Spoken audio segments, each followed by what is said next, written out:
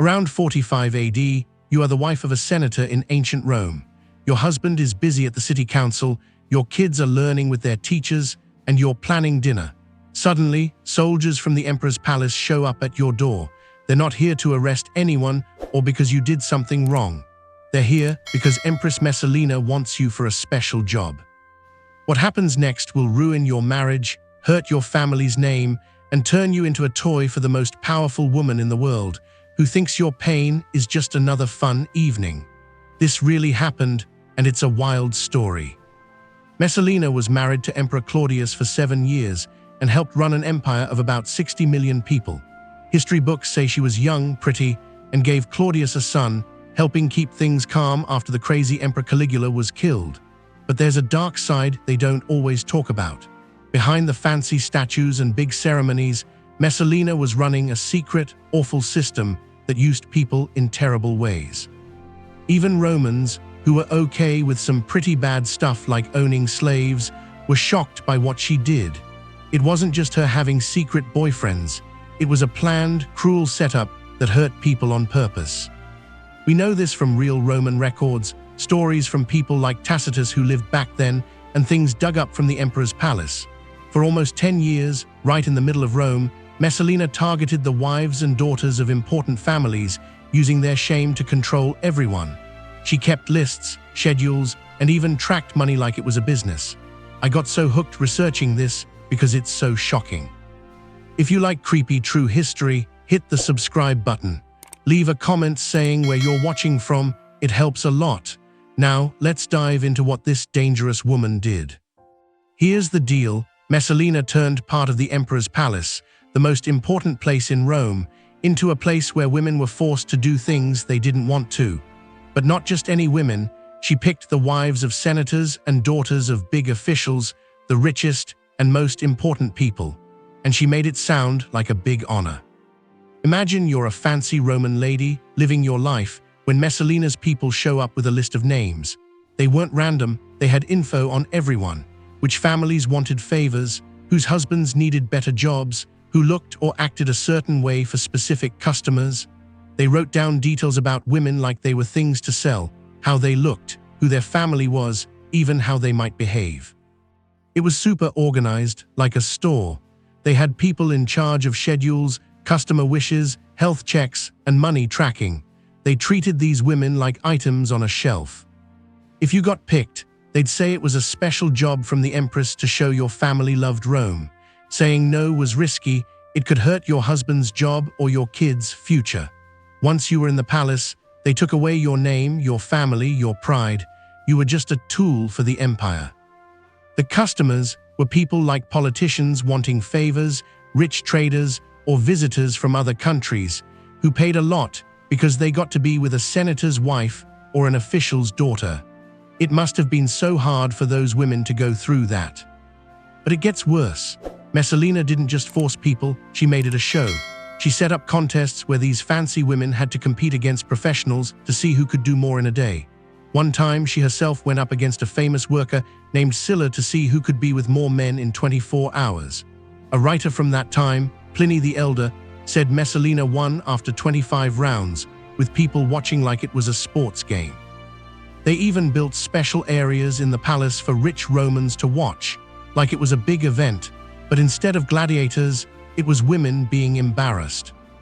Here's something wild I found. She used these women in politics too.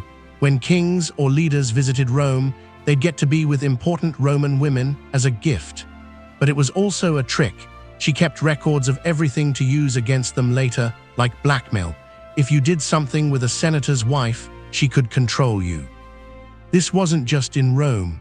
Other leaders across the empire copied her, setting up similar systems in faraway places.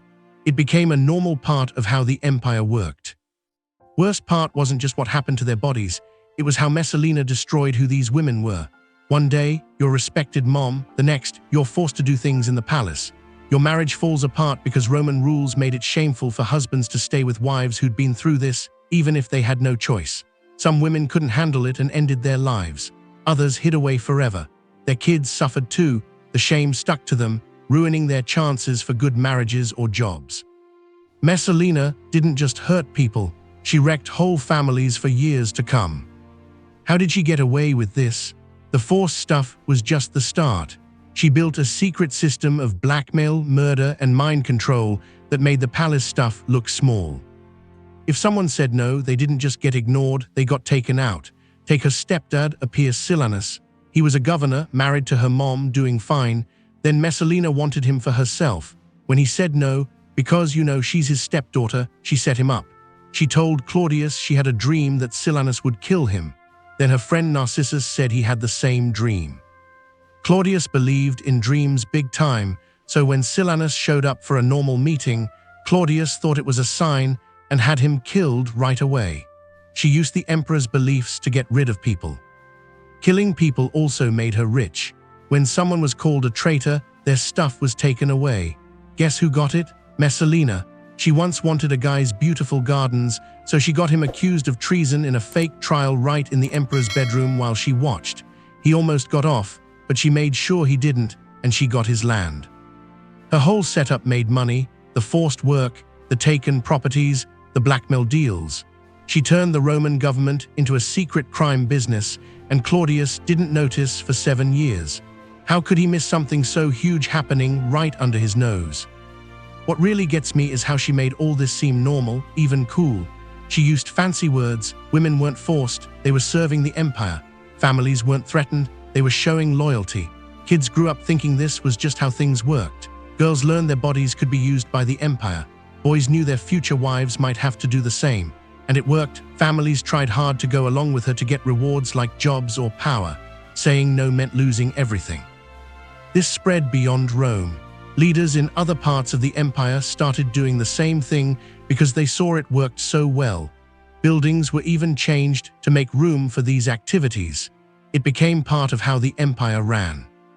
Imagine being a visitor to Rome and being told, "Here, you can be with a senator's wife as part of our welcome package." That was Messalina's Rome, terrible things sold as something special. This sounds like a made-up story, but it's all in Roman records. They wrote down everything: schedules, money, who was picked, health checks. These aren't just rumors, they're real documents that lasted 2,000 years. The Vatican has some of the money records, museums have letters, and digs at the palace show rooms built for this. Experts are still finding new clues, like hidden words in old letters. They think hundreds of families were hit directly, and thousands lived scared of being chosen. And we probably only know a tiny bit. Most people never talked about it, and many records were destroyed after Messalina was gone. So how did it end? In 48 AD, she got too bold. While Claudius was away checking on ports, she married her boyfriend Silius in a big, public wedding, like it was totally legal. This was cheating, treason, and a huge mistake all at once. The wedding was a giant party where her victims had to entertain everyone, showing off her whole system, but doing it so openly was her downfall.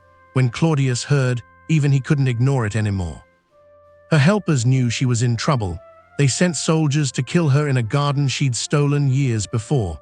At the end, she begged and tried to make deals, with no pride left, just like the people she'd hurt. She died the way she lived, with cruelty and no care for others. Messalina's story isn't just about one bad person. It's about how fast awful things can seem normal when someone powerful is in charge. The organization, the tricky words, the money, the long-lasting pain. It's a pattern that shows up in history when people have too much control. She used shame and embarrassment to control people, and it worked because she made it seem okay step by step. Most importantly, we should remember the women whose names we'll never know, who went through so much pain just so Messalina could have power. Their stories matter, even 2,000 years later. Do you think something like this could happen again in a new way? Tell me your thoughts in the comments. I really want to know what you think about this crazy history. Could you handle living in that time? What would you do if you got caught in her trap?